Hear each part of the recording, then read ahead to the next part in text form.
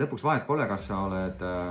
tippjuht, nagu siin slaidil on näha, ja sul on oma juhtmeeskond, kellega koos sa tegelikult selle organisatsiooni suure eesmärgi nimel töötad ja pingutad, või oled sa järgmise tasandi juht, kuskil kesktasemel või esmatasandi juht, team lead näiteks, siis see üldine loogika on ju väga sama, et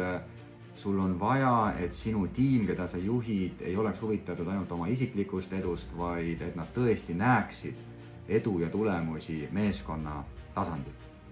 Ja sõltumata, kas näiteks on selleks siis spetsialist või on selleks järgmise tasandi juht, siin on sageli väga inimlik dilemma, sellepärast et me vastutame spetsialistina, projektijuhina oma valdkonna tulemuste eest. Ja ma kuulun küll näiteks juhtide meeskonda, aga mul ongi dilemma, et kumb on minu jaoks nüüd olulisem, kas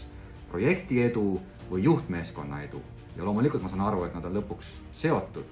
aga igapäevases käitumises, hoiakutes, et kas paistab välja, et tegelikult inimesed on valmis tegema ohverdusi, järeleandmisi ja mõtlema rohkem ühise edu peale, mitte ainult oma isikliku edu peale. Ja veelgi kriitilisem on see järgmise tasandi juhtidelt, sellepärast et kui